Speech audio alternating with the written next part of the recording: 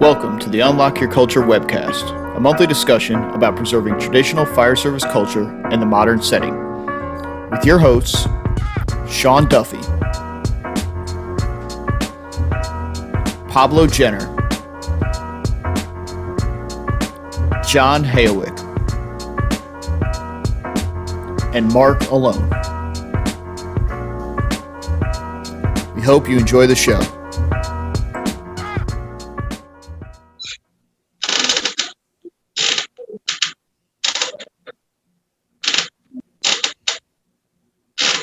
All right, looks like we are recording. So, welcome to episode 8 of the Unlock Your Culture webcast. Tonight we have Corley Moore. He is the host of Firehouse Vigilance, and he loves going to fires and talking about culture and whatever other rabbit holes we can get him to talk about. So, without further ado, Corley, did I miss anything? No, brother, you covered the most important parts, which is I love going to fires. So, yeah, good. Excited to be on. Go ahead. Yeah, no, we're excited to have you. You know, we officially met back in was that May? No, March, right? Right. March over there in Navarre, or I should say up there in Navarre. And man, we just we had an awesome conversation about culture and in the firehouse and mediocrity, and I just wanted to have you on tonight to have you share that same conversation with others, because I feel that is something that's plaguing our fire service. Absolutely. And it definitely needs to be addressed. So just tell us a little bit about how you became passionate in that and what led you down to that path to really focusing your efforts in that area. It all started when I made company officer. I'd love to say it started earlier than that, and that I was plugged in as a firefighter and everything else. And the crazy part is it's not just a fire service related. It's a epidemic for the world. Mediocrity being the new excellent, and accepted worldwide. But no, my complete deep dive off the deep end, I should say, into just the study of it in any way, shape, or form, anything I could find, read, watch, was when I made company officer and trying to understand how to motivate, how to connect, how to figure out why some people resonated with certain principles and others didn't. And so that's kind of what was the germ of all of this, was me trying to figure that part out. So if you really melted it down.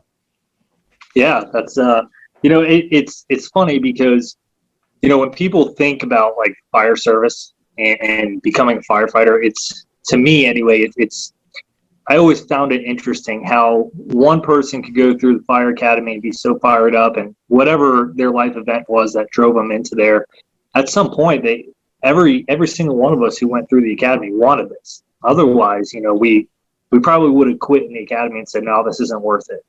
And this goes from firefighters all the way up to administration positions, is this whole idea that we're all equal. And I just don't see that to be true anymore.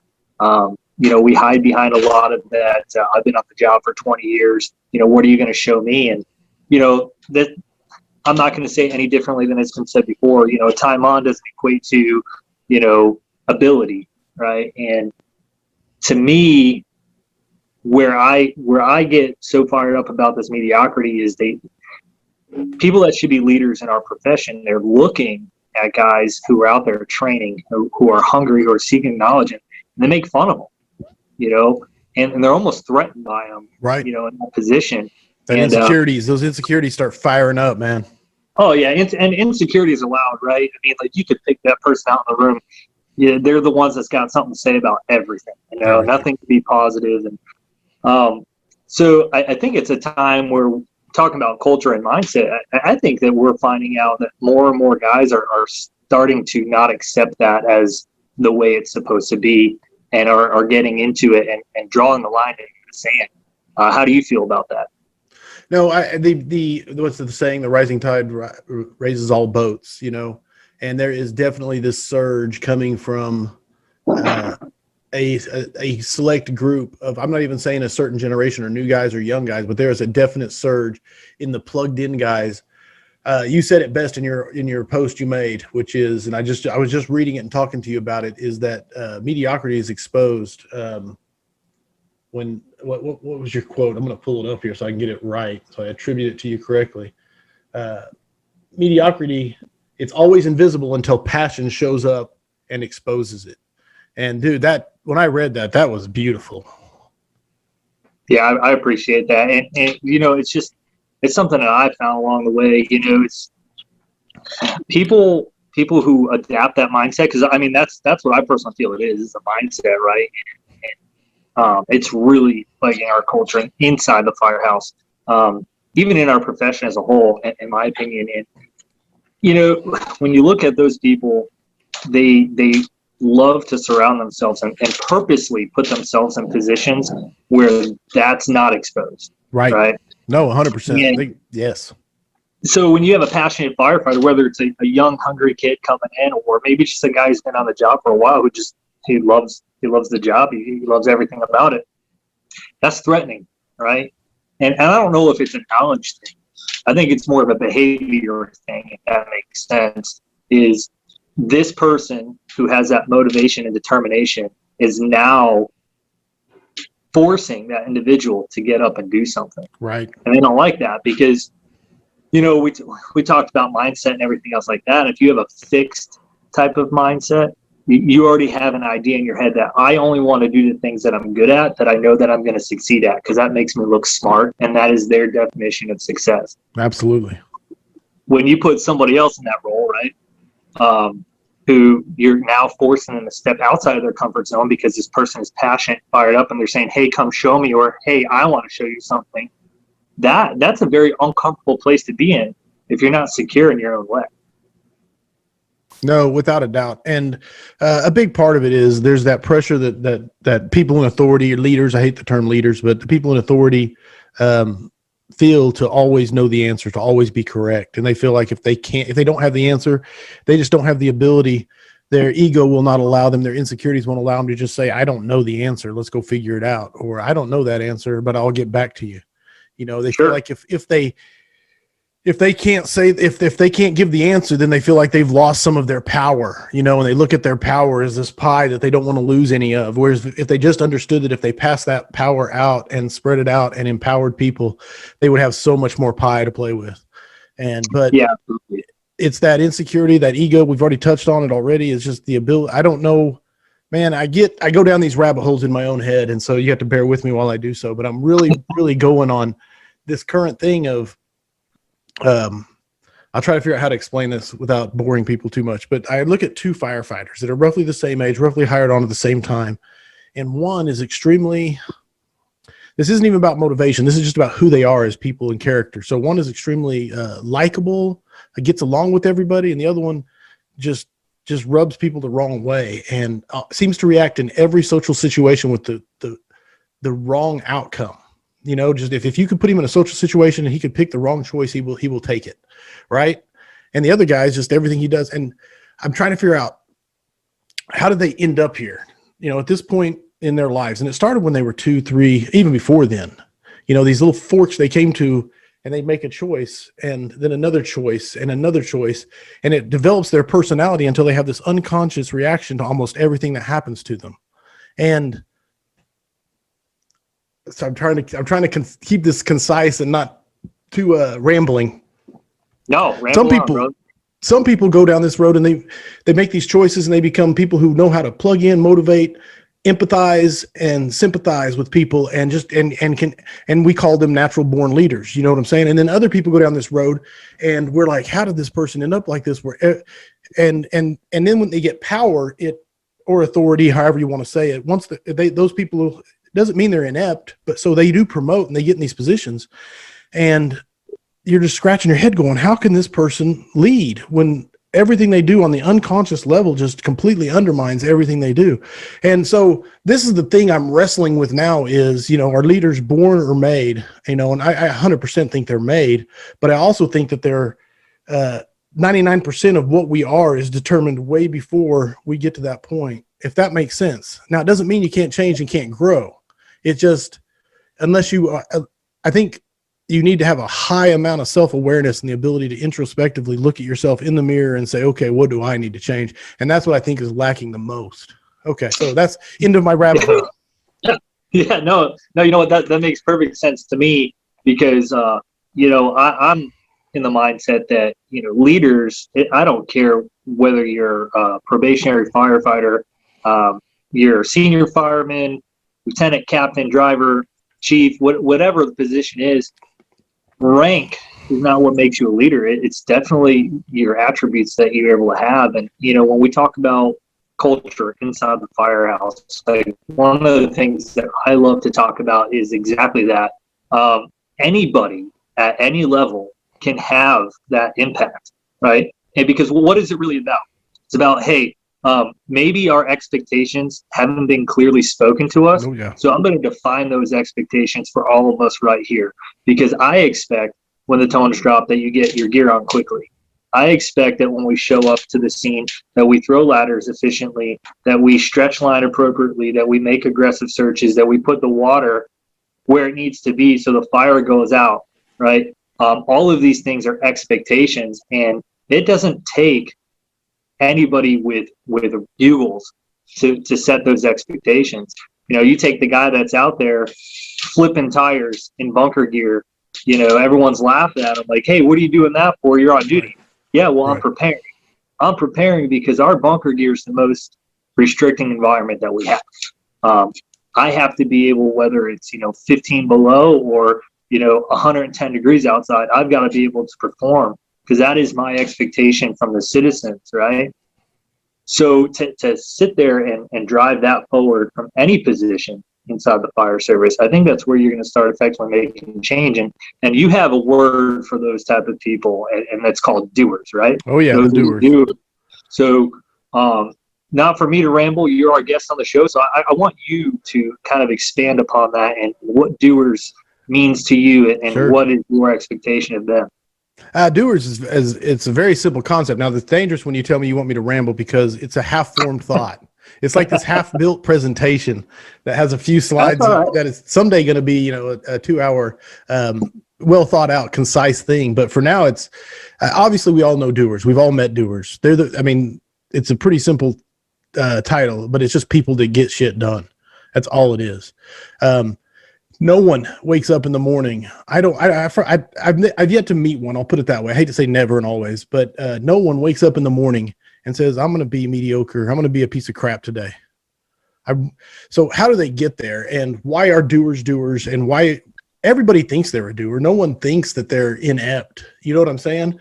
So this is this rabbit hole that I've started to go down on. If I can identify those traits that are what make doers, and then if I can figure out what's missing from those people that aren't doers, and then basically give the tools to someone to self-analyze themselves, identify the negative, identify the positive, accentuate and relegate, and hopefully turn themselves into a more productive or a doer. And so, of course, you have to deal with layers of self-deception, because everybody thinks that they're a doer, and we all know those people that, you just, okay, sure, buddy, whatever. And so it all starts the Pareto Principle, Pareto distribution, the 80-20 rule, whatever you want to call it. And it exists. It's a real thing. It's almost a law of nature. But, Pareto was some 19th century economist from Italy who discovered or researched that 80% of the land in Italy was owned by 20% of the people. And it was called the Pareto Principle, and it's used in economics. But it's the Pareto distribution, the 80-20 rule. It's fascinating when you really start studying it. And corporations like Microsoft discovered that if they put that 80% of their bugs were solved by fixing 20% of the problems. And it's used in sports, it's used in business, it's used everywhere. And in the fire service, I'm sure if you look at your department, depending on the size of it, if you're a 100-person department, you can identify the 20 people that pretty much get stuff done. And the crazy part about the Pareto Principle is like the movie Inception, it actually folds in on itself. So of the 80% that gets done, 80% of that is done by 20% of those 20%. So it's a 64-4%. And then it folds in on itself again. Depending on the size of your organization, you'll eventually get down to the one person that does like 30% of all the work in the entire organization. Oh, so absolutely.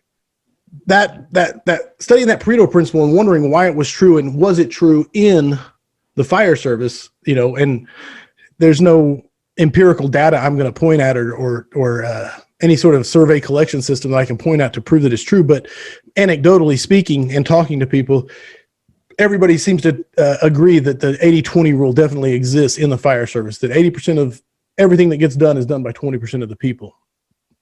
So that's kind of the first point of the doers is how do you become one of the 20%, or even better yet, how do you break the law, break the rule, and turn your department, your culture into a thing that defies the 80-20, where you have, a 90-30, 90% gets done by 30% of the people, or even higher, by stripping away that self-deception and self-analyzing and trying to break through. So anyway, I'd like to know if people like Josh Hawk said, that's totally true in my department. And that's pretty much the feedback I always get on that beginning point about the Pareto principle is, yeah, it's true. So anyway, if that makes sense. No, it makes total sense, because on the other side of the equation, I like to talk about mindset. And right. There is a thing called the 2% mindset. And in that 2% mindset, what it really encompasses is that only 2% of the population is going to ever achieve what they set out to do, because that stands with discipline and dedication, right? They stay committed to the process. The other 98% of the population, perfectly content with where they are, playing it safe, and they'll never reach their full potential because the thought of failing is more threatening to them than the thought of succeeding. So they stay in their little their little circle where they know they're going to succeed, right? Right. And that comfort zone. Exactly. And so in the fire service, to me, I think that's where our mediocrity starts, right? Is right in that sweet spot, right? Like what you were saying, and in that mindset that people adapt is, hey, how many times have you heard it?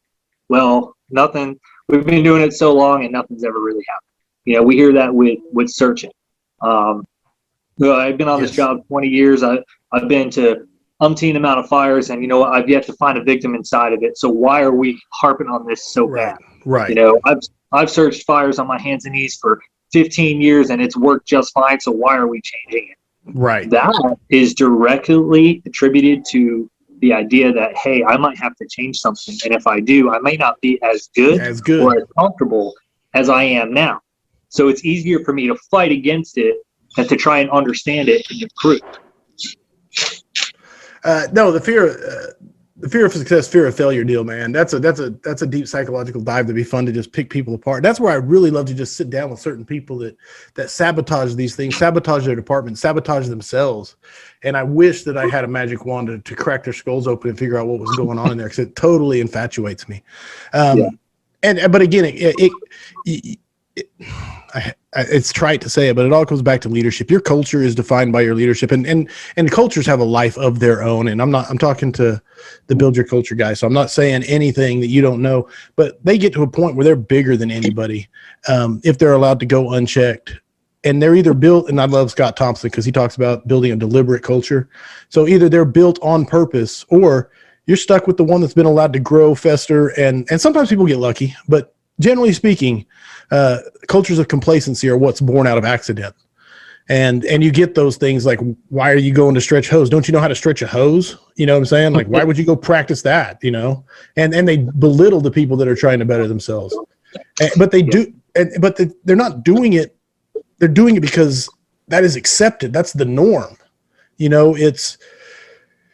not taking a chance by saying, quit doing that. It's just you're taking a chance by stretching that hose. And that's the thing people have to understand is like that young fired up guy, he will get chewed up and spit out, generally speaking, by a culture of complacency, and generally will bug out and leave, or slowly get eroded down and beaten down by that if he doesn't find a way to get fired up. And that's the tragedy of it all is it's so hard for a young, fired up, passionate person to stay young, fired up, and passionate in a suffocating culture of complacency. And so I equate it to the passion triangle, which I won't go into that whole bit, but no, please do. Go ahead. when you're stuck in that, there's no oxygen. A fire can't burn without oxygen. When you're in a bad culture, you're not getting oxygen. So anyway, we all understand that concept of vent limited fires, and that's what a young, passionate guy is in a bad culture. Yeah, and that's such a great way to put it, because what I have found out over years, 16 years in the fire service, and I'm not ashamed to say it, I haven't always worked for the same fire department. That is life. Now, what you find when you either put yourself in other situations or you talk to people who are from other cultures and things like that is that there are people that will fight for their negative, toxic culture more than trying to fight to improve it. Yes. Because that's just the way, new members, they're gonna adapt to unspoken expectations. So if you come in and you were brought up in that culture of, don't talk to me until you got like 5 years on, you're going to clean all the dishes, you're going to do everything, and we're just going to sit here and do nothing. And, we'll train when we get a call, because that's on the job training. You're always kind of going to be beat down by that. And over time, that's what you become. So guess what happens to the next wave of firefighters that come in? The next wave of firefighters that come in are going to be treated the same way by you, because that's how you were treated. Right. That's exactly what they did to me, and now you get the same. Right, exactly. And somewhere along that line, somebody's got to stand up and be like, no, this is not right.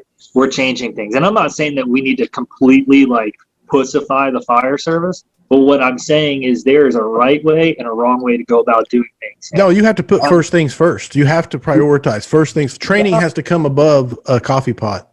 And here's the deal. I love good coffee and I love clean shitters. I'm not knocking those at all. But if that is more important than your rookie knowing how to properly load and unload hose, stretch, estimate a stretch, catch a plug, throw a ladder, take a window. If he can do these, I'm not saying they're not important, but if he can do those and not what matters, then you have a toxic culture. Yeah. Oh yeah, for sure. And if that guy's taking it upon himself, taking his own vacation time, or doing swaps, paying out of his own money, not using department funds, whatever, to go to fire trainings, not just in his own backyard, but throughout the country. And they're picking the brains of people who are out there actually getting to do this, and they want to bring it back to your department. The worst thing you can do is shit on those guys for that, because they're doing something that nobody else is, and they're trying to take the strides not only to better themselves, but to better the department, right? And one of the things that we always say with culture is it's not just what you do inside the firehouse. It's what you do in your personal life. It's how you treat people in general. All of that encompasses culture, right? Just like you and I were probably raised two different ways. So our viewpoints on something is going to be different. We're best friends, though. We are best friends. We see a lot the same. But okay, we're like this, go ahead. Right?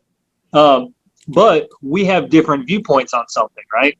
So at a certain time, if we want to be on the same page, we have to come together. We have to have this conversation and say, okay, where is it that we project ourselves to be, and how do we get there collectively, right? And to me, that's where you start shaping things. And it's terrible to me, because you talk about stretch. How many times will we have a recruit who pulls line and messes it up? Man, we will not waste any time to jump down their throat. Oh yeah, and tell them how shitty how they are. stupid they are. Yes, but we didn't take the time to teach them that either. Right. Now, on the other side of that coin, when you're the one that's supposed to have all the answers and set the example, when you do it, you want nobody to come at you with it.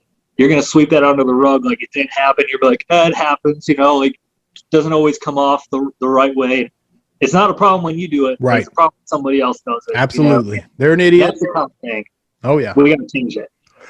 And I wanted to make a point, because you said a great thing. People will fight to keep their culture of complacency, and and you are 100% on point, especially when you tie it with when Mark Von Oppen. I love the man. I worship his stuff, and he talks about cultural change. It's not a shock and awe campaign. It's a war of attrition. And it's a slow thing that happens. But when it does start happening and that tide starts rising and the ships start rising, those islands of complacency that are that station out there with that toxic crew that likes to bitch and moan about everything and throw shade whenever possible, that tide's still coming up and their island's getting smaller and smaller. And as they see it happen, they start howling at the moon and they start screaming, man. And it's a beautiful thing to see if you understand what's going on, but it's also extremely destructive at the same time as that change takes place inside of a department. Oh yeah, I hear you. And there's one thing I want to touch on, but Marco made a comment here, and I kind of want to bring the question out. Get it? He said maybe you could talk about how you get people to get back into the job if it's possible.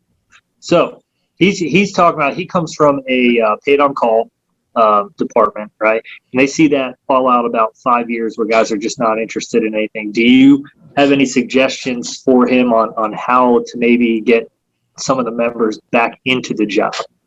I'll start with the depressing news first, which is you can't make anyone care, right? Either they care or they don't. Now then, why does so that's the depressing part, but it's not all bad news, because why have those people checked out after that 5 years? And why are you seeing that? Is that, and I have to ask more than just one department, is that a unique thing to that department, or is that everywhere in the paid on call model that just sort of starts happening? And is that unique here because of your culture of just not engaging the people and keeping that level of care in a place where they're still plugged into the why they're doing what they're doing?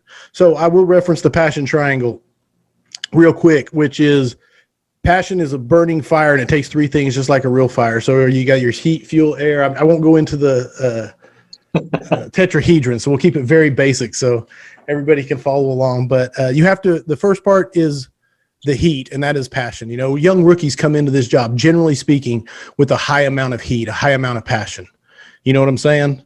They come out of rookie school, rookie academy, or whatever. They're opening classes and get thrown on shift or come into the training nights, and they usually have a very high amount of heat.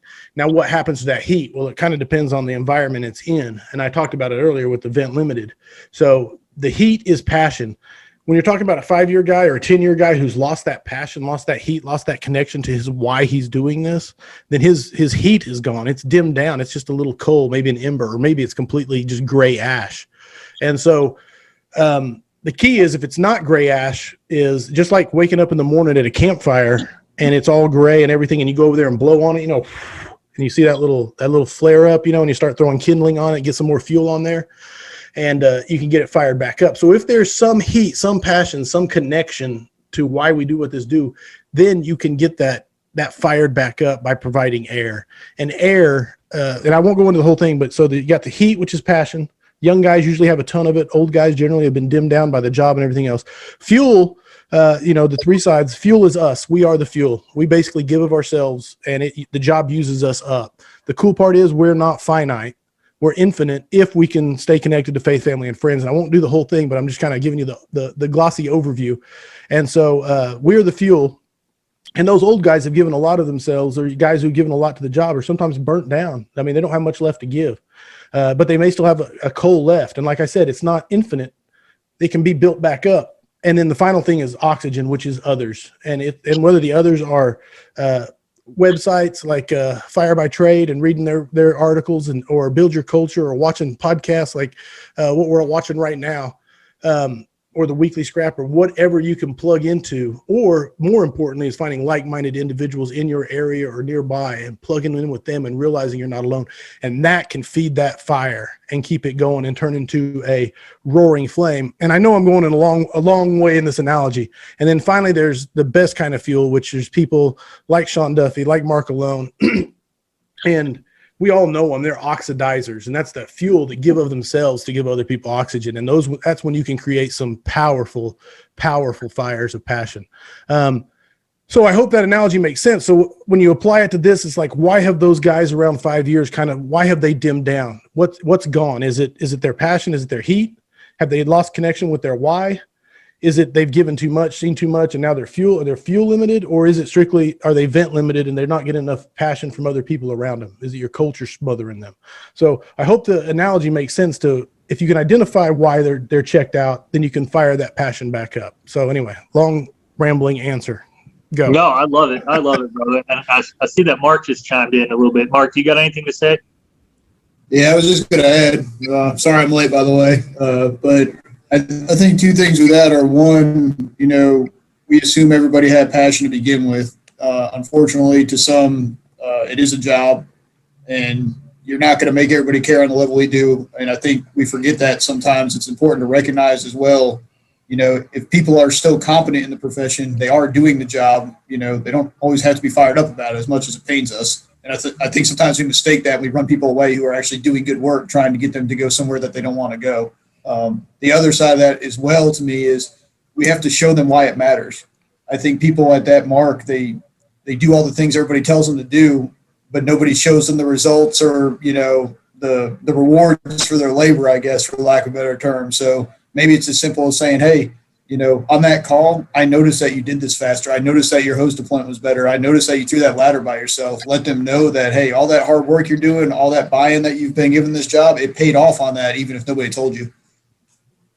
That's awesome point. And I'm going to kind of take it in a different direction, which might surprise some people, but I'm going to say there's different levels to this job, right? And what I mean by that is, I look at Mark or Corley, and, we might all work together at the same department. That doesn't mean that because I'm not as passionate as he is, that I'm not passionate about the job. We have this terrible habit, I think, that we let our passion kind of become overbearing, where it's like, why doesn't this guy have that same passion that I do? Why aren't you doing what I do? And when you project that back onto somebody, that can almost be a stumbling block. They can almost be like, well, what do you mean? Like, I thought I was doing good. I'm giving everything I can, especially when you talk about like volunteers or paid on call, where you have other jobs. You have, a family to take care of or whatever other things are in your life. This is not your primary source of income. So this is 100% something you are giving yourself on your available time to do. We have to be careful in our approach to things. And one of the things that Pablo and I talk about when we talk about search is there's two different things. Like, you got the guy on the street corner with a sign that's like, you must repent, you must repent.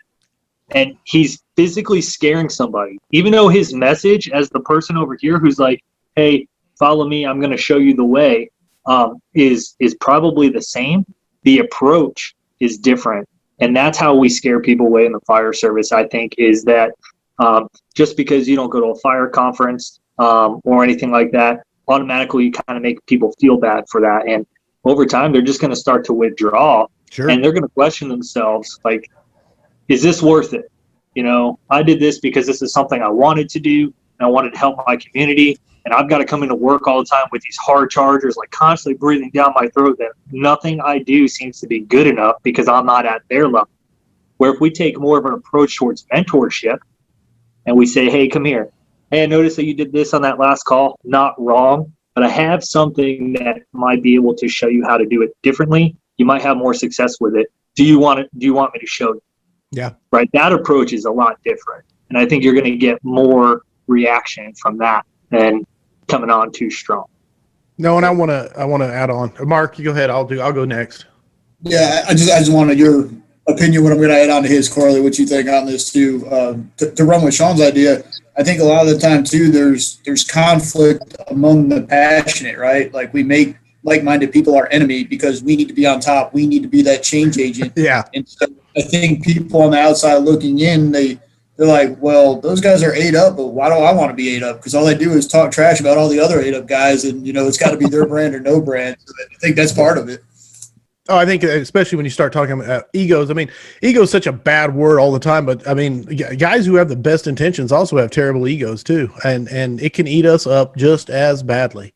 And to make a point on both of them, which is, and this is one of my mantras that my company officers get tired of me always spouting, but I'll spout it again here, which is, you can be right or you can be effective. Sometimes it's both, but sometimes they are. It's a zero-sum game. You got to pick one or the other. So do you want to be right or do you want to be effective? Because there's lots of times you can stick your foot in the ground and say, no, this is the hill I'm going to die on because I'm right, but it's completely ineffective for whatever you're trying to get done. Now, and again, I have to tell my officers this all the time. It doesn't mean we have to sell out and just lay down or anything like that. That's not my point. My point is figure out how to be effective, even though you're right. Sure. So even the guy with the sign saying repent, or burn in hell, in his mind, he's 100% right. He's just not very effective. Absolutely. Yeah, absolutely. I couldn't agree more. Now, we've said all that. I kind of want to bring it back around. Is one thing that we're great at, Corley, is rabbit holes. we get off on our little sidebars all the time. When we were talking about this show and putting it together, we talked about mediocrity and we talked about the doers, but there was something else that we talked about that I absolutely love. That concept is how does that mediocrity, how do we ruin trust? Like when that's something that we accept and that becomes the norm in our departments, how do you feel that ruins trust amongst not only our crew, but amongst others within our agencies? Man, you get into trust. Trust is such the fabric on which everything else is built. I mean, it is the molecule of everything. So I'll try not to get too goofy as I talk about it, but no, it's let's say a new guy coming into the department, he looks around and he has this, the brand new guy. Let's just take the brand new guy coming into your culture. And we'll say that the culture is garbage, like from the top down, complacency. It's the goal to see who can do the least every shift. We get paid the same to make rides or not make rides. So let's just not do anything. That kind of just, the rigs aren't checked. When a new guy comes into that, he comes into it with what kind of expectation, prior to getting any expectation from the culture or the leadership or the ranks, he comes into it with, let's say, backdraft, was kind of my thing, a bull and axe, and you're doing it wrong, kid. You're going to get burned up that way. and but they're coming in from Chicago Fire and God forbid those 911 shows, but they're coming in to make a difference. Generally speaking, I'm speaking with the generality of the guy who is plugged in, not the opposite who's just going to be completely happy in that culture. But when that gets violated, that expectation, and not reinforced into a reality that is embraceable, then you slowly start degrading those molecules of trust into where either they just become a part of that, they have to melt into that culture, or they have to strike out and into the rogue role and strike out against it. And then there's the in between, which is, when there's the culture is in flux, which is normally the case. There's the go-getters, the ones that have banded together, and then the culture that's in place of complacency. And it's almost a war for those new souls that come into those departments. If you really want to get really melodramatic about it, as you see which side can influence it, and as that attritional change takes place over years, if that makes sense. So that's the start of it. Go ahead. No, that makes perfect sense to me. And I can tell you from my perspective, because I've been there. So I will tell you Sean Duffy's personal point of view on trust. I don't think it's intentional. I don't think anybody ever comes into the fire service and says, I don't want to trust the guys I work with. That's something that has happened over time because of things that have been proven to you. And what I mean by that is you have those guys that constantly go after the rogues, the guys that are fired up, who want to constantly set the bar for themselves, striving for perfection, knowing they're never going to meet it, but they'll fall somewhere in between and, maybe they'll be excellent. Right. Right. So when you see that and you have the guys that are content and they're just sitting around and they're like, man, you're doing too much. You take this way too seriously, man. Like, you all that. And you actually go to a fire or a med call or whatever you happen to get, banged out to, and you see their level of performance, that makes you step back and you're like, hey, I just got told by this guy that I'm taking this too serious, but they clearly don't take it serious enough, because I don't know what that was, but that's not what we're here to do, and you approach them about it. And now there's this friction of who do you think you are to tell me how to do my job? And it's like, listen, I'm not telling you how to do your job. I'm just saying you need to do better, right? And that is the expectation that I think we all need to have for ourselves. So along the lines, as time goes, you have two options. You either take that criticism and you decide to improve it. And like I said, you work together or you just continue to go your separate ways. Well, as one individual continues to rise and the other one kind of stays the same, you look back. And if you say that you've never looked at an individual and said this to yourself, man, maybe you've just been fortunate enough not to work with that person.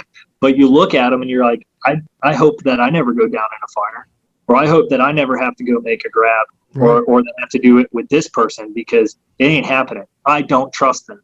And that distrust comes over proven time and time and time again that you don't care. You're perfectly content with the bare minimum, getting by. Minimum standards breeds minimum results, and you're good with the minimum results. We are at a time in our fire service where people are starting to say, enough, we're not doing that anymore. So when we create that distrust, that weighs heavy on the crew. Think about it this way. Company officer, you don't trust your driver. You don't trust your driver. But you also have all these other things that you have to take care of, all these other things going through your mind and decisions you have to make, and now you have to babysit. That's not, displaying attributes of an effective crew, and somebody's going to pay the price for it. Absolutely. So that's my personal opinion on trust, and how, accepting mediocrity creates that distrust amongst the entire group. Yeah, let me jump back to where I think Corley was kind of going a little bit, and I'm all on board with everything Sean's saying, especially at the individual level. But when you start talking about the culture as a whole, it starts with the fact that we're in a weird time in the fire service now where people aren't rolling over in droves to join our ranks, right? Like, we're having to go out and find people. So it starts with what we advertise. And we're kind of stretching the truth a lot of times there because we want to be the most attractive department. There's only a small pool of people for everybody, right? Especially in a region. Not everybody's willing to move across the country. So it starts with the advertisement. And then you get into your recruit school or your orientation, whatever it is. And maybe that doesn't really line up with the advertisement. And then you get offered, oh, we're going to talk down to the chiefs, or we're going to talk to these people, or we're going to talk to firemen. And they kind of tell you, oh, well, this is what you can expect. And then you start on shift and it's not what any of those things were, right? So I think that kind of lays the seed for that. And then depending on what station or what shift you bounce back and forth from, that level of truth is different between all of them. So I think people just get confused, and it goes back to the importance of trying to build the culture, right, Sean, to have that everybody on the same page. It's so hard to do whether you have one station or 100, because like we've said all along, it's different people, different ideas, and a bunch of A-type personalities for the most part vying for that one spot. No, without doubt. That's pretty much to sum it up, Mark. We become what we accept, right? And we're really good at PR. Really, really good at PR. Like, we can put those pamphlets out there and everything else, but does our mission statement as a fire service align with reality? And that's really what we got to be asking ourselves. Because if the answer is no, then we really got to step back and say, where did we go wrong? I know what my truck says. I know what our vision statement for our department says, but our performance says elsewise. Why is that? And that's where we have to peel off the Band-Aid. Sean, sorry about jumping in late, but I want to talk to that aspect. I think the fire service is that it's now a service. We're doing more service work than we're doing fire calls. And I believe in that with the waning away from active fire, we're doing more to promote ourselves for the community. I know in my department specifically, right now, anytime we have a vaccine site, we're sending an engine. The engine's there the whole time. We're assisting the EMS agency that's in our city. We're doing other things for homeless. We're assisting we have a thing up north. It's called Code Blue. Anytime there's a temperature drop below 30 degrees, we're actually out there assisting our city with putting out a transport, and we're putting a company out and picking up these gentlemen or ladies and bringing them to a shelter. So we've stepped up in different ways, and maybe not exactly what you said 15 years ago. People signed on for something different. Now they're like, oh, wait, now we're doing this. Well, you got to look back at Chief Brunacini. We're there for Mr. and Mrs. Smith. And maybe they forgot sight of that, or that wasn't what it was advertised back 15, 20, 30 years ago. But this is what we're doing now. And this is what the fire service is doing. We always adapt to what we're thrown or given, because that's what we do. And I don't think that's a bad thing. Sometimes we take on that role, but it's important that we remember we're a service-based industry. It's about customer service.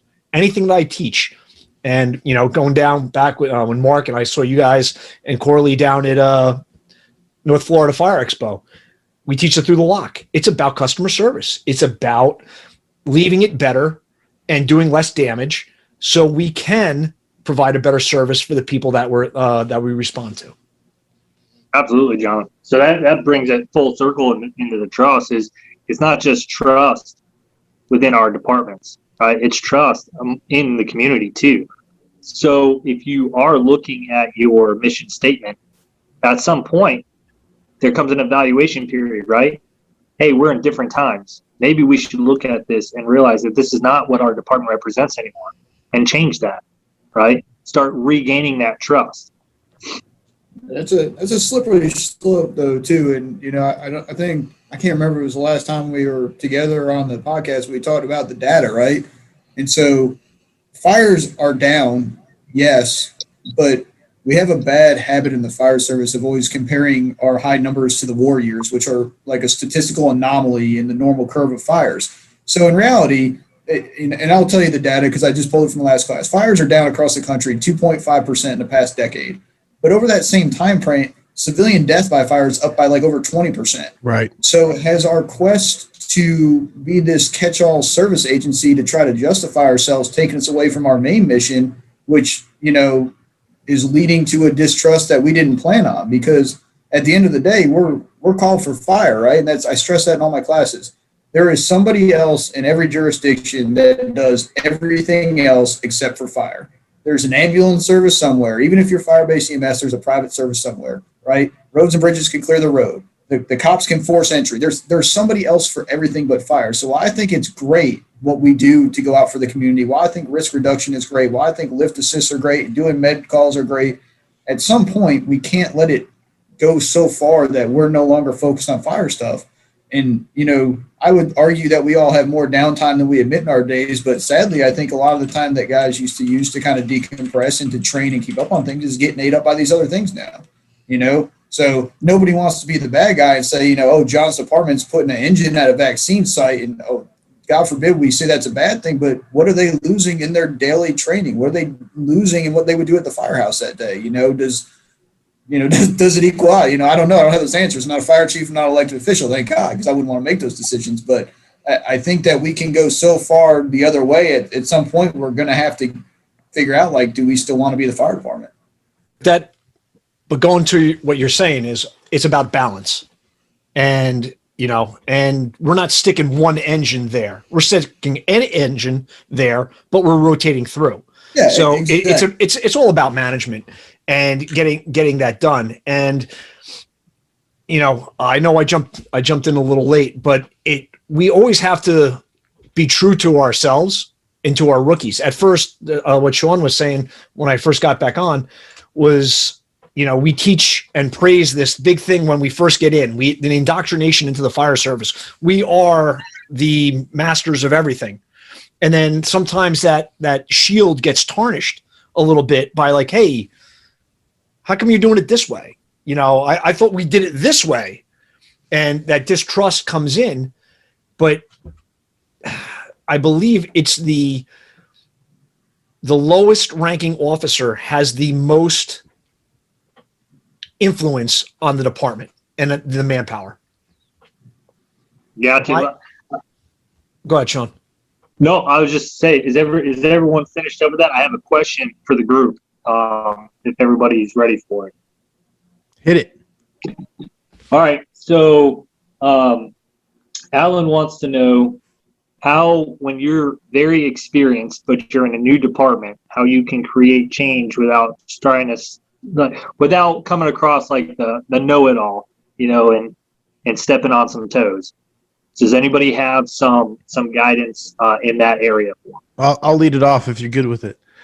Which is 100%. You cannot affect change no matter how much you know until you have influence within that department. And that means you have to build influence before you're ever going to affect change. This is my thesis on the, I want to hear if there's any counter arguments to it, but you have worry about what you can worry about, which is yourself first. Lead yourself, straight out of Frank Viscuso. And as you build influence, as you build those relationships, and as you build trust, then you will have influence, at which point then you can implement change. Otherwise, you are just a know-it-all. So anyway, that was my first take. Go. Corley, I absolutely agree with you in that. And that's why my last statement about the junior officer is the most important, because they just came out from being a firefighter and understand where it's at. And their small sphere of influence in their company is probably one of the better spots of making that direct correlation. As we move up to the ranks, I see as a captain, you have more influence on a house, but your interaction with that small core group is the important. If we can reach our younger, we meaning the fire service and the admin above, are able to get our junior officers on board, I think they can sway those fence sitters that sit in the fire service, right? We talked about it. Some people call it, was it 10, 60, 20, 10, 80, 10, right? Or some call it 20, 60, 20. That we fight for that 60% that's sitting in the middle to go one way or the other. If we can influence them from the lower section and the lower officers and get the buy-in there, I think we can do more with our manpower to sway to the good. Yep. 10, 80, 10, John. 10, 80, 10? We spend 90% of our Math's time off. on the wrong 10%. New Jersey Public Schools. I love it. Outstanding. Testament to It's actually a parochial school, so don't say anything. My mom would be mad. So I'll answer it like this, and I think the experience thing goes two ways depending on your audience. It turns some people on and it turns some people off.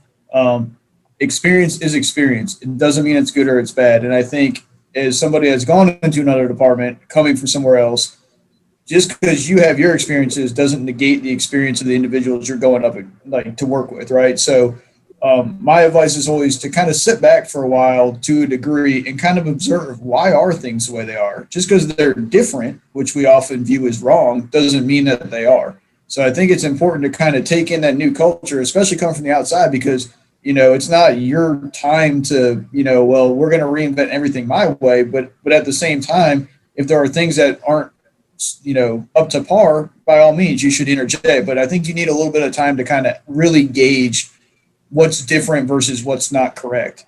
The rule I go by with is, what can you live with? And more importantly, what can't you live without? And you've got to focus on what you can't live without more than what you can live with. And that's a hard conversation to have with yourself, but does it affect you and your ability to function in your job position? Because, I've had quite a few conversations lately with a lot of people of most of the stuff we worry about at our jobs is usually way above or way below us. We spend all our day worrying about everybody else's job, but we don't keep our own job in check. So as Corley said, if you want that influence, get your own job together and apply your experience. And when somebody finally says, hey, I noticed that you do this every shift. Why? Well, because, in my experience, it went like this. I have a goofy one. I refuse to go en route on the radio until the truck is fully cranked, not battery, but running. Why? Because one time in my career, I went en route. My driver, who was not my normal driver, took too long to get to the truck. And about a minute and a half, 2 minutes, where we should have been en route to this call, the truck wouldn't crank. And I had to make another transmission, made me look like an idiot. So I refuse now. Sometimes it lowers or increases our response numbers, but guess what? My truck will be going down the road when I say it is, and I'm not going to have to come back on the radio. So that's all I got. Yeah, no, those are all great examples. I come at it from a different angle, because I also have been that person coming in from another agency. I usually generally go with I don't say shit unless I'm asked, because whether it be throwing ladders or doing whatever, I try and keep in my mind that wherever it was that I came from is a very different dynamic than where I am now. When I first was a volunteer, I was a volunteer for Hillsborough County, and then I went to Sumter County to be a career firefighter. There was a huge difference. I went from like a metropolitan department to a very rural organization, the way they operated was significantly different. And that took a lot for me. So imagine what it would have looked like if I came in there running my mouth or offering opportunities to everybody of, hey, look, this is how I did it in Hillsborough County, and this is what we did, and so on and so forth. And then come to find out that the way the Fireground operated, very different. Longer response times, going from a complement of like 3 to 4 man engine to only a 2-man engine. That could actually backfire in your face, like Mark said. You promote yourself to be something, and then you get in a position where it's time to shine, and you can't do what you said you were going to do because maybe you're not used to operating their equipment. Maybe you're not used to having to do all the extra things you have to do because the manpower is less. And that's not to say that you shouldn't share. I guess what I'm trying to get at is time and place, right? You have to choose where you fight those battles. If you're in training and somebody's offering a suggestion, listen, try it their way and be like, okay, great. If they ask, do you have another way? Say, yeah, actually, this is the way that I choose to do it, but that's just me. I'm not saying it's right or wrong. It's just how I choose to do it. And you might be surprised with the response. Somebody may never seen it done that way before, and now you're teaching them how to do it, and that's the way you move about it. Versus, no, that's wrong, and we've got to do it this way because all of my experience tells me so. And that's not pointing at anybody else. That's just a roundabout conversation of what I've seen people do as well, coming into my organization from another place, kind of puffing out their chest, and it's like, whoa, wait, settle down. Like, if where you came from is so great, then why are you here? Why are you here? So that's just kind of my thing about it. Know your audience as well, right? To Sean's point, there's people who don't want to hear it. Stop trying to make them hear it. Find the ones that will actually listen, because Corley might not like me, John might not like me, but Sean might, and maybe I can get through to Sean, who can get through to one of them, and then you got the whole Brady Bunch screen going on, right? Right on. So it's kind of, I know I can't use that example anymore. I've been told it's too old. Nobody knows what the Brady Bunch is, but except John Hayowick is Florence in the middle. I love it. It makes me happy inside. All good, Corley. I can cook a mean dish. Okay, count on it. I'm going to come up and get some. Absolutely. Come on up. But here's something that's different for my culture up in the North. We don't move from department to department. You get your 25 years in your one spot. We don't bounce around. You get into your department and you stay. Now it's what you do in that department that makes a difference. There's some guys that I know in some departments that were a firefighter, no problem, wanted what they wanted to do, stayed as a firefighter. Now they're at 20 years and they're like, hey, I want to test for lieutenant or and try and move up. But now, how do you make that change? Were you that ambitious person like Sean's saying, or were you that person that sat back and now you want to be that officer? How does that culture and what do the people around them see with that going on? There's a crazy dynamic with that. Again, the dichotomy between the North and the South is definitely, or excuse me, I'll say the Northeast and the South and pretty much the rest of the country, I guess, where you get into your department and stay for your career, where there's different departments that people bounce from, different states that bounce from department to department to department to get to where they want to be. A lot of it's a pension thing. It really is. The Northeast notoriously has a much better plan for retirement if you stay, and that's just, you said it's just a difference between the two. I think you're going to see it bleed up there though, because the whole loyalty thing as a whole in any profession is gone. People are going to bounce around. They're going to chase a buck. They're going to chase vacation time because the new generations, they live differently too. They don't live to work like the older generations. They work to live, so they don't care what name's on the paycheck as long as it'll finance their windsurfing in Fiji. They're good to go. They don't care. So. And to John's point, that's my experience, is that I've been on the same department since I hired on, and generally speaking, that's the way it is here. I mean, there are people that move around to get to the departments they want to be on, but it's kind of the exception to the rule, I think, more than the rule. So, but to John's point about, like, I was not, and that's something I have to own every day still to this day, is I was not a plugged-in firefighter. I was very lackadaisical and very much a product of a culture of complacency until later in my career when I got very serious about the job and realized how great it is. And so to that point is I am that guy. Barely made the driver's list off the last position that was promoted before the list ran out. And anyway, long story short, without belaboring the point, it took an extreme amount of consistency on, and one of my mentors told me, I said, man, no one's ever going to listen to me as in a leadership role. And he said, it will, but you're going to have to prove it over time, over an immense amount of time. And a big part of it was certain people had to retire that just wouldn't let me grow up. You know what I'm saying? All they wanted to tell was the story of me shitting my diapers when I was a kid, no matter how long I'd been there. But anyway, that's a minor thing, but consistency is what will get that, over time. Consistency over time will change that. So anyway. And that's a good point, because you're right. I think I liked your term that you said. You weren't spot on in it being in that fire service. You just wanted to hang back because that was the culture. And sometimes, and that can go from shift to shift, which is interesting within one department. All depends upon which shift is keyed in and which one's not. Hey, which one's retirement hill, and where are you going or who you're with? But again, Corley, who was the influence to get you to start testing and move up? Part of it's naturally, some of it was just paycheck and pressure to promote and things like that. But a lot of it was combined with having kids growing up, maturing, and quit being a kid. Honestly, a lot of it was just becoming an adult. Although I did it later in life than probably my wife would have preferred. And I want to say that even though I was a product of my culture, nothing erases personal responsibility. I was responsible for the choices I made. In not being as plugged in as I should have been, and things like that. But as far as I had a lot of great mentors that invested time into me, that did not let me slip through the cracks.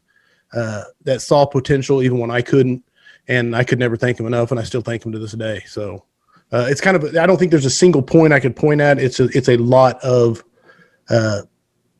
what is it? Instead of death by 1,000 cuts, what's the opposite of that? Like building by whatever the opposite of death by 1,000 cuts is. But there was the culture was there though. And what you're saying is, like what I just said, one shift was different than the other shift, or the culture of the ones that wanted to be plugged in and the ones that didn't. And you said it, the maturity and the mentorship was there, and that culture to bring people up was still there. You just had to accept it. Yes. That's a beautiful way of saying it. It had to be accepted. So it was definitely not the norm. So it was the outliers, but now it has become the norm because of the foundation that they laid and investing in guys like me. So over the course of my career, we've seen the culture change completely. 180, beautiful thing.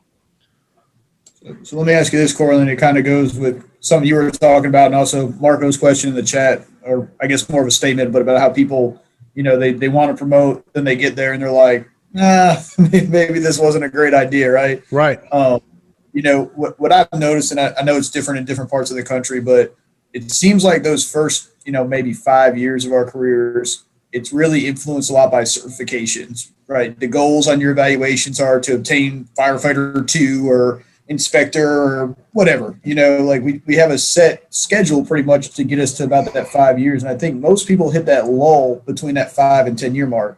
And I've had a lot of people in my career that have kind of said, I'm not going to promote, I don't want to do it. And then they get to about that 10 year mark. And it almost seems like that's the kind of flipping point to your point of maturity, right? Maybe you're getting married and settling down, maybe you have some kids, or maybe you're just riding on that fire engine. And I think something about 10 years is when people realize whether they have value or not, or that they do have value, right? Like, oh, maybe I know more than I think I do. Maybe I've seen more than I thought I've seen. So I don't know, like you said, you weren't really plugged in, but maybe it's because the department plugs you in early. And then after that point, it's up to you, right?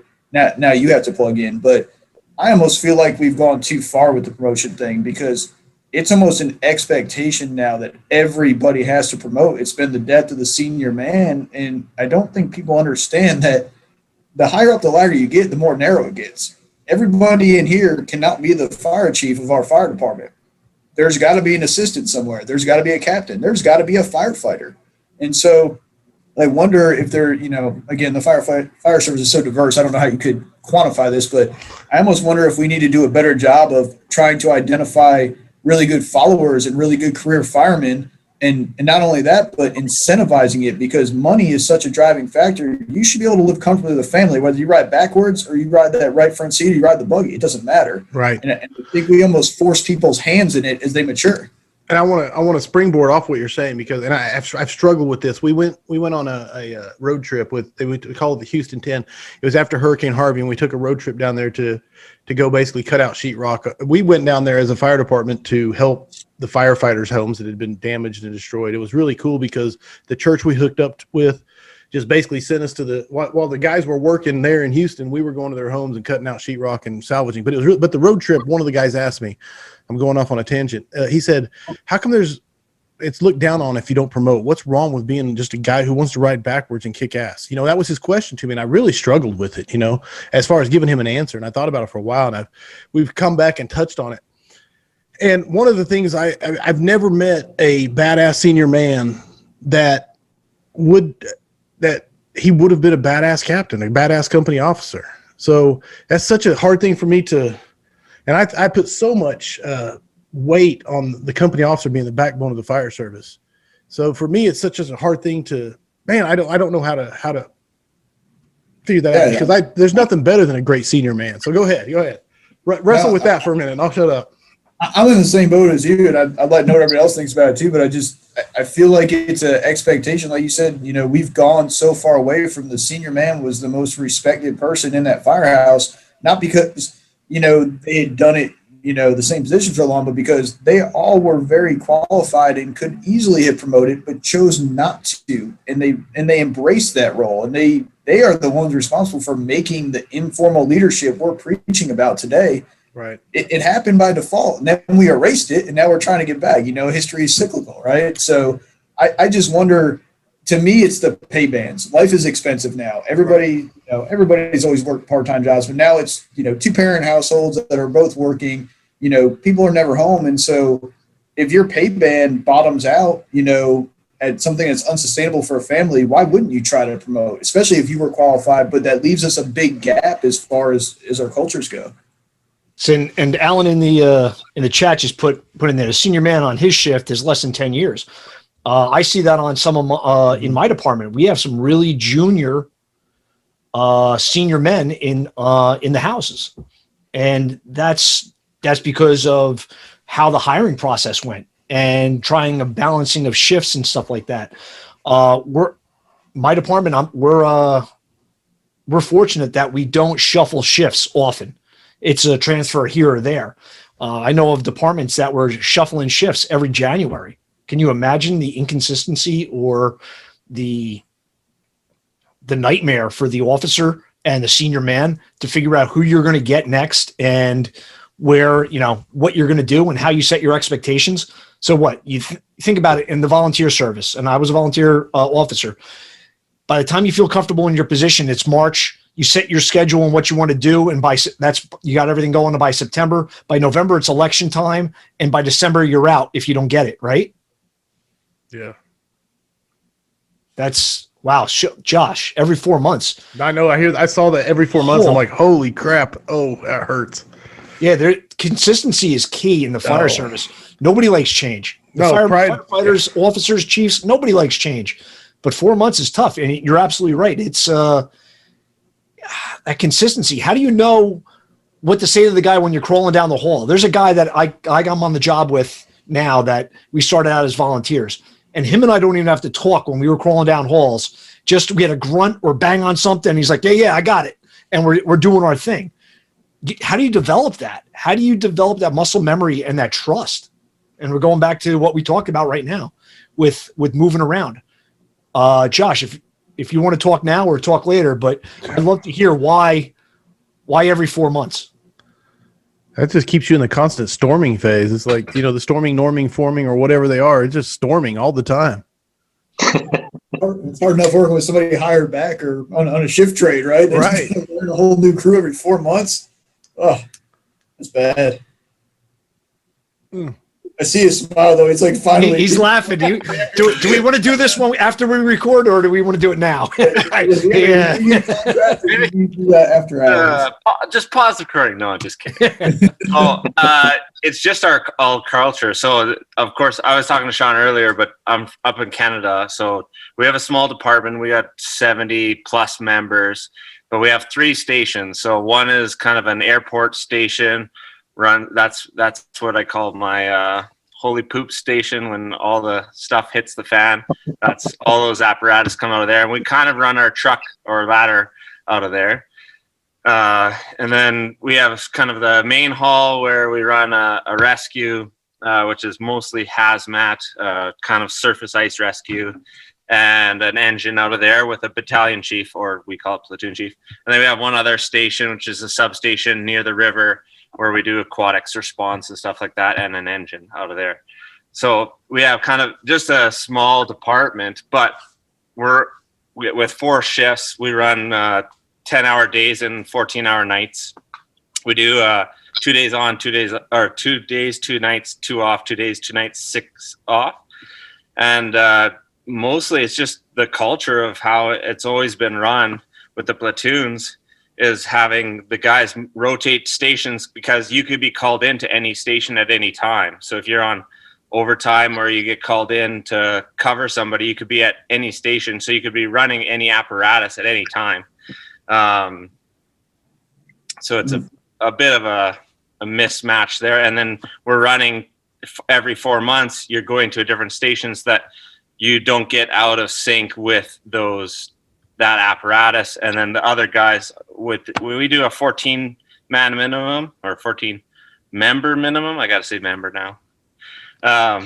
But and a max of 18, and it can definitely get tricky when you get on to responses and calls and stuff like that. So you're running 2 engines and a ladder for most of our single family residential homes, and you're kind of dealing with anything else above that, and waiting for the next overtime or mutual aid to come in when you're running anything bigger than that. So I'm going to talk over everybody before we go down a rabbit hole and say my favorite part of Canadian fire culture is that you call it a fire hall. It sounds so much more official than anything we do in the States, and I love it every time I hear it. I listen to Scott Hewlett all the time, and I love all the Canadian words, and I want to move, but we have lots of things that they're changing. They're changing it to fire service. They're changing it to all these different things, and I just can't handle it. Keep the fire hall, brother. Keep the fire hall. Don't let it die. It's a fire hall. I'd like it to say it's a firehouse, but they don't feel like houses anymore. They're too much more of a institution. I dig it, man. Wow. Yeah, I can piggyback off that, because I'll tell you, I used to run, they used to switch us up every 3 months. And the reason for it, same thing, it was a small department, right? Knowing the different areas, getting guys to rotate through, work with different people, so that way everybody got to work with each other. You got to know everybody's capabilities. And then the biggest thing was burnout. We had 2 busy stations, one right in the middle of the city, and then kind of one on the island. And what they wanted to do was make sure that those guys at those areas during our peak season, when all the tourists and stuff would come, that they weren't going to get hammered over and over and over again. So they wanted to kind of shuffle that up and give everybody breaks. And I can't say it was terrible. It wasn't terrible, but there's definitely some discomfort when you walk in and you have a crew you've never worked with before, and it's in an area you've never worked in before, and you're driving and you have to go everywhere and do all these things. We only had 4 guys at each station generally. So, 2 on the ambulance, 2 on the engine, and that was that. So I personally, I did not like it. I like having that crew unity, that bond, training with your crew, doing things like that. But I saw the purpose in it, and I can't say that it's not useful. But at the same time, I think there comes a point to where it becomes overbearing, where it's like, all right, cool. We've been doing this for about a year now. I think everybody's gotten the opportunity to work with each other and have these areas down. Let's go back to our assigned apparatus. But, I don't make those decisions. So. Yeah, we have that burnout thing too.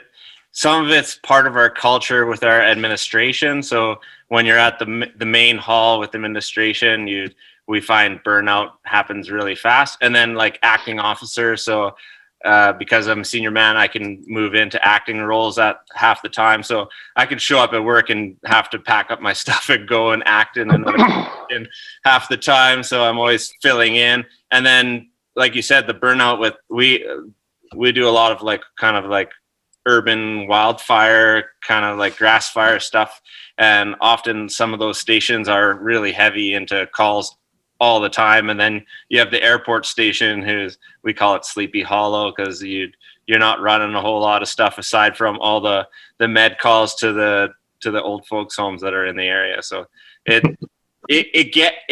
you're constantly building relationships, constantly trying to like build that trust and figure out like how people work, and then you're redoing it every 4 months, and it can get really draining, I'll tell you that.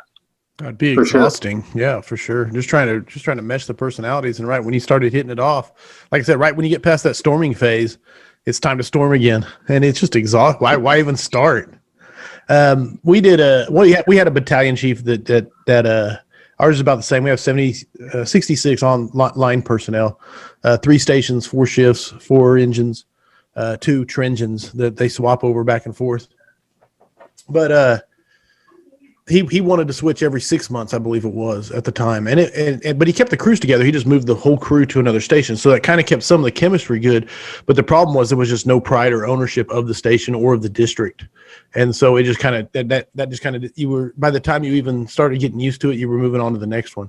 And that went away, luckily. So it was a very short-lived experiment that died. But that was the big problem it had, was just the lack of ownership of an area. So, going out and doing those instant walkthroughs and planning was just gone over time. Because what was the point? You were moving to another district in a few months. So anyway, that was our experience with it. And I can't imagine shifting up crews on a 4-month basis. So more good luck to you. I'm curious, guys, if any of y'all have seen some of that with the shifts. Ownership in the system at a certain point can carry through that. If a guy, I've long since said, the only difference between each station should be what that captain wants for dinner and what he likes to watch on TV.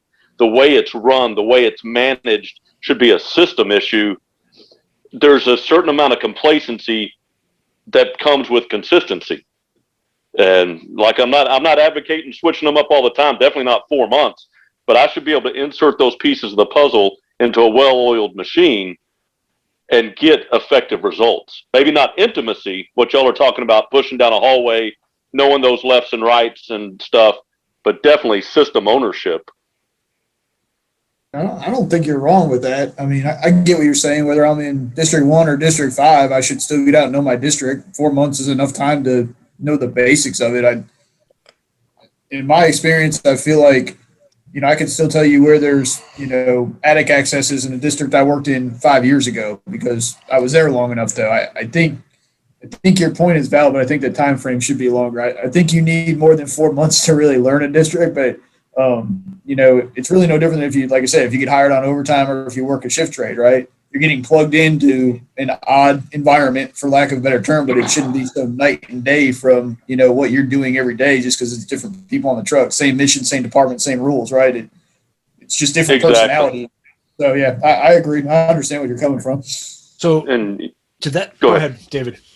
No. All right. Well, if you look at it, and I know Brush is looking at some of the stuff, the number of injuries that increases on your swing guys, and those guys are picking up overtimes just because it's not necessarily crew consistency they're dealing with.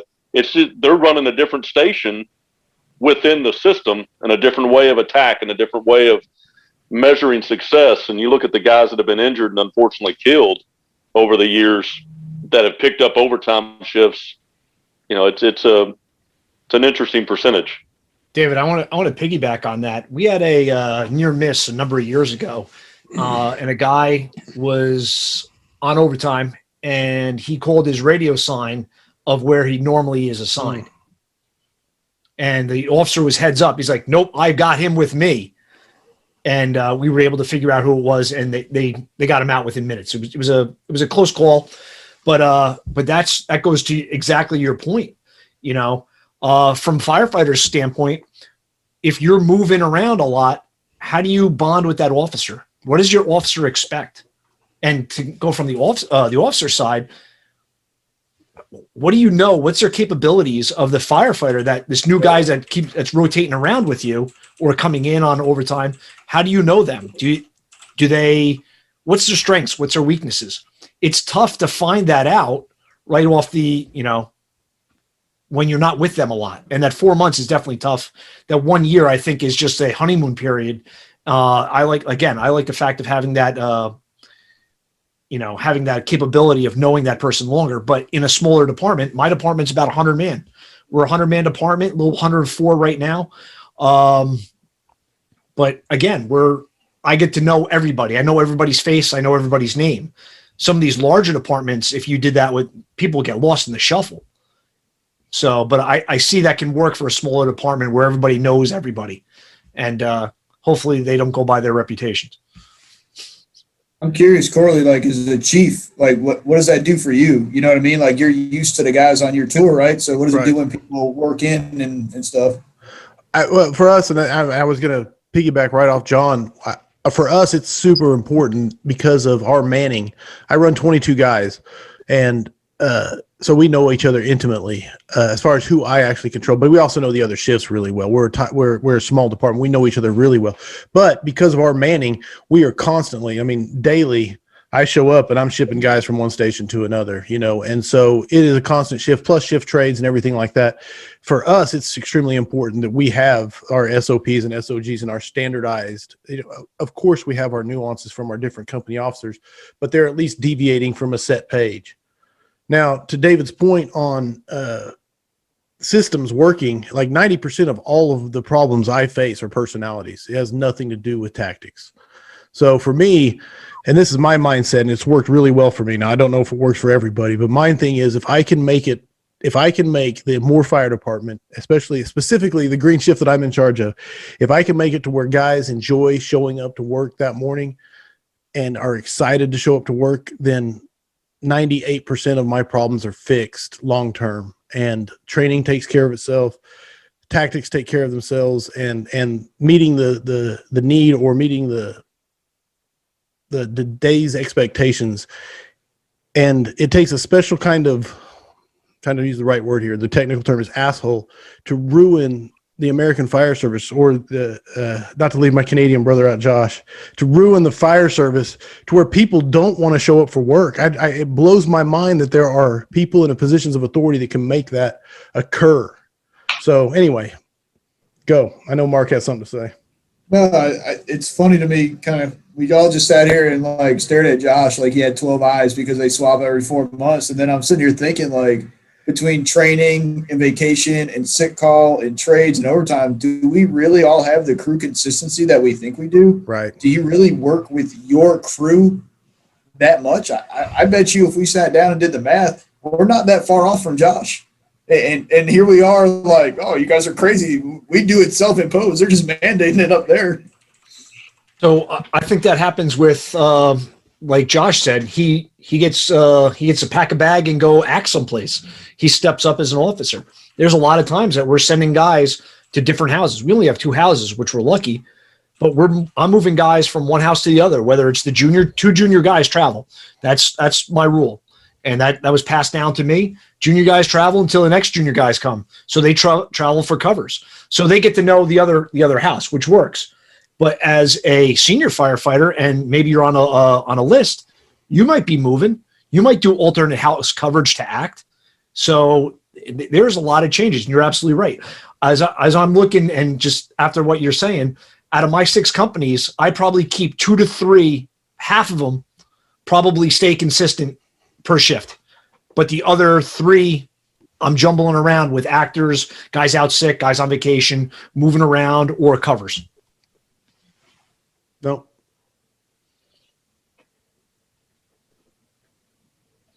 Who's going? Consistently inconsistent. I That's lost my it. button there. But it's not on a system of every 4 months, so we can laugh at people that are. That's right. Hey, So, Corley, you kind of went on it, man. I don't know that. I think we advertised, we didn't really get down into it, man. Like, how does somebody turn the best job on earth into the worst job on earth, right? Like, how do we all sit here and talk about how great it is, but then we spent the majority of our time talking about how much it sucks? It doesn't make any sense. bro, how long you got? Because we can go down this one because I For think you, I got all the calendars yeah, clear. I love it. Whatever. All right, no, man, the buzzword of leadership, and leadership and culture, both those buzzwords, and I'm not downplaying those at all. It blows my mind. It's self-awareness. I really think that's really what it comes down to. It's the lack of self-awareness in someone to recognize that what they're doing isn't working. And so, and the self-deception, which comes right with, it's what is it, self-awareness or is it self-deception? It's good. Let's debate it. But, just to not be aware that your guys are miserable, and it takes a special kind of ego to disconnect. And miserable might be too strong of a word, but when you have guys calling out, when you have especially at a high rate and trading shifts and just one of the best examples I'll give you. I try to be more and not just ramble here. Chief Scott Thompson came down and did a presentation here for our chiefs in the area. Of course, if anybody knows me, knows I worship Chief Scott Thompson. So all that being said, read his book. It's one of the best books in the world for the American Fire Service, the Functional Fire Company. Anyway, he told a story, and it wasn't even part of his presentation. He was just kind of telling a story that he walked into one of his substations as the fire chief, and he felt like something was off in the firehouse. He was just talking to the guys, having a cup of coffee, and he just kind of felt like something was off. So he left, and he circled back around at some point and went to the senior guy at that station and asked him, "Hey, I kind of got a vibe that there was something not quite jiving when I was there. There was something I wasn't feeling." And the senior guy talked to him and said, "Hey, you put out this memo a week ago or whatever, and it had this kind of connotation to it that we felt like you were whatever the problem was, right?" And that's not even the point. He had a point for his presentation he was making.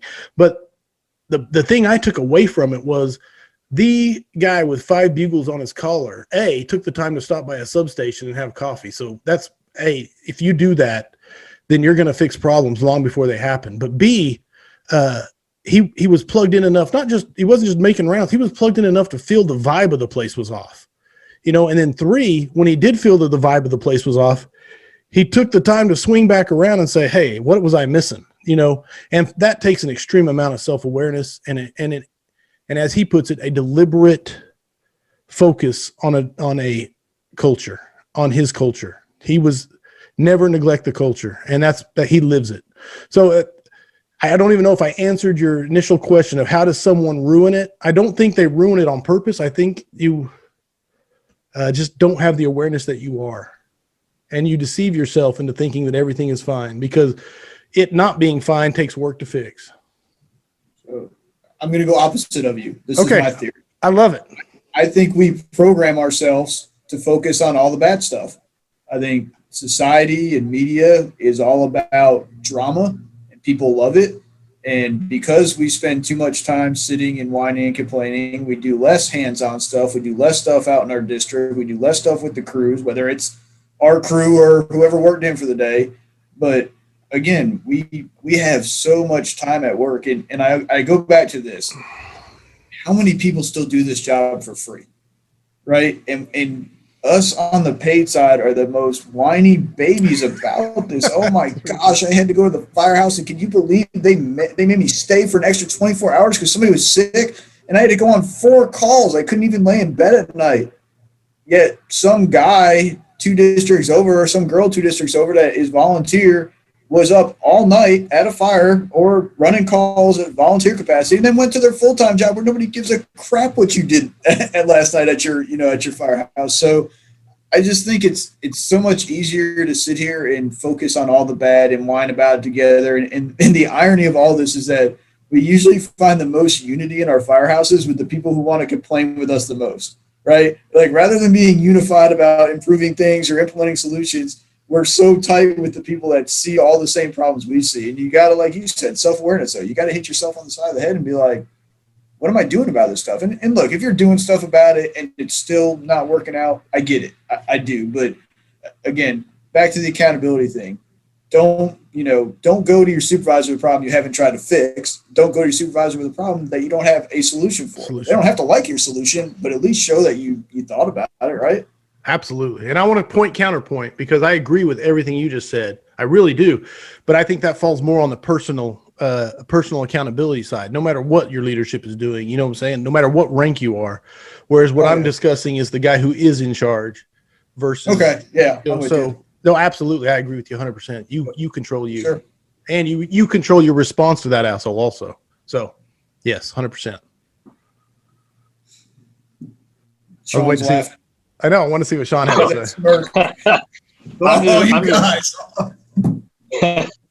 Look, we spend, and I don't care what rank you are, we spend more time talking about each other than we actually do to each other. And I think that's where a lot of our problems happen is, Mark, if you and I were on the same crew and I had an issue, I would waste no time saying like, hey, you believe what that asshole did? Let me tell you what he did, blah, blah, blah, blah, blah. And I'd bicker to you about it, right? But neither one of us are going to go to that person and say, come here, we need to have a conversation. And that's the problem. There's so much tension all through every rank, and nobody's monitoring that and pulling back and saying, hey, is there an issue? I remember when I first started, that shit did not fly. If there was an issue, my captain brought everybody in the kitchen table, whether you were involved or not. Everybody sit your ass down. We're having a discussion right now. And we hashed that out. And everybody was aware of what was going on, and everybody came to like a solution, and we worked through it as a crew. We worked through it, and we made sure that it never went to the chief, okay? Right now, there's such a lack of understanding of how the chain of command works. There's a lack of understanding of, hey, we want to talk about seniority, and if I'm not sure how to navigate through something, I need to find the senior man in the firehouse and ask him, hey, I have this issue. How do we navigate through it? What is your suggestion? Can you help me through it? And we just have to be open, right? We're so closed, and we'll pretend like these problems don't exist until one day everything just explodes and we're damn near having a fist fight right in the fucking apparatus bay, right? I mean, that's just the way it is today. So I think a lot of it is communication. We let these tensions go and go and go and go without reeling that shit in and realizing that our jobs when we show up are bigger than any problems that any one of us have, right? So we have to be better at bringing our personal disputes to a manageable level and focusing on what matters. And that means being mentally fit for the day of what it is, whatever it is that we're about to do. John, I agree with you. How do you tackle, and maybe I should throw this to Corley, how do you tackle a large house? 2 engines and a ladder. That's a lot of personalities. That's 9 guys right there. And throw in a battalion or something else, so there's 10, or if you got a command tech or something like that, or chief's aide, you've got 11 guys in one station at minimum, right? And then if you got everybody there that for some reason it's the unicorn showed up and no one's on vacation, no one banged out sick, and no one swapped, now you've got like 13 guys there, and you're like, all right, well, how do you manage that? I'm gonna throw that to you, Chief. No, and I don't know if I'm unique, but and I've talked about this before, is one of my favorite things is trying to figure out how people work and then how people work together and what makes them tick. So, and I've been utterly fascinated by it since I was a kid. So for me, one of my major jobs that I do as a battalion chief is trying to stick 4 guys together on a rig, or 5 guys in the station that mesh. Because again, it goes back to my mission of, if I make them enjoy coming to work, all the rest of it is gravy. Everything else takes care of itself. Now, as far as 15 guys at one station, now that is something I don't have to deal with. We're getting ready to have our, hopefully if everything goes well, we're going to have our first 2 rig house soon. And so we'll be up around 10 guys there. But, so I don't know, man, because you're starting to shrink the pool of available personalities at that point, and meshing them together could be quite the challenge. So I would love to give you a good answer, but that is I would say 90% of what I do is trying to find those company officers and their leadership styles and how it works with their drivers and how it works with the guys that are stick with them, and then plugging those young guys in with the ones that are really good mentors and really good, what do you call them? Like some guys, man, some guys need timeout. Some guys need a switch, for lack of a better term, old school terminology, and recognizing who needs what and who responds to what, who responds to getting cussed out, and who wilts into a shadow because someone looked at them crossways, and then plugging those personalities in with those company officers and hopefully, if I'm plugged in enough, figuring out which was working and which is not. If that's a long rambling answer to my goal. Now, effectiveness of it, good question. So Corley, I'm going to ask you a question. This is just something I've picked up over the past, few years, something I've started to notice in the firehouse. And it may be culture dependent, I don't know. But I don't want to use tolerant because it's a bad word. So somebody find me a word that means tolerant. It doesn't sound like that. But have we become so tolerant in the fire service that things are almost optional now? And what I mean is what Sean was saying, your company officer says, hey, we're going to do this.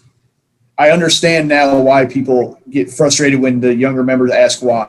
Right. Because it's not always asking why, it's how they ask why, or it's that they question everything, or that they don't accept the order is the order, or the advice is the advice, or the training is the training. So, you're talking about matching up personalities. Do you think that part of the problem with that is that we're just at a point now where people assume everything is optional? It's the whole, oh, well, if dad says no, I'll go ask mom. And things get escalated up and down the chain that didn't used to in past years. And we've kind of, in our effort to be, less paramilitary while still being paramilitary, we've lost the whole point of it.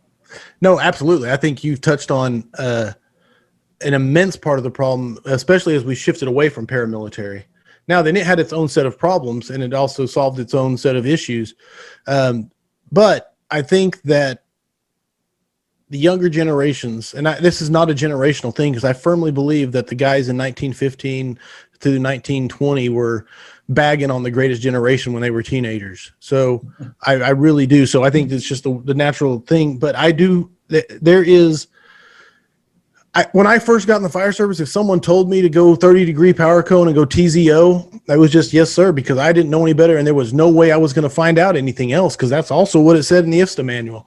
So I think now with this and YouTube and just the sheer amount of not only shitty knowledge, but also great knowledge, and most of the great knowledge is vetted by the community.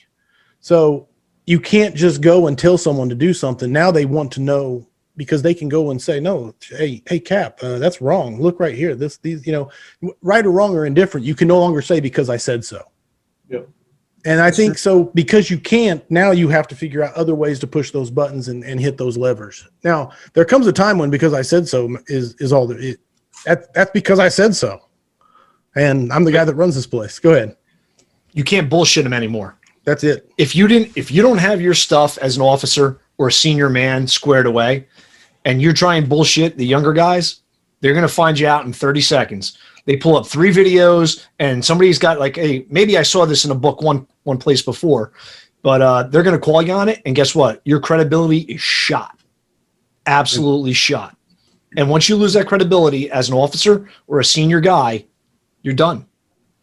Right back to that trust to be in the molecules. And I'm just going to ramble, and then John will give the one sentence. Yes, this is what Corley just said.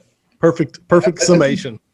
What you said too about the paramilitary thing, something that I find is the challenge, and this is just my viewpoint too, is that we're in modern times, the difficulty is this: how do you keep the fireground paramilitary, but the firehouse not?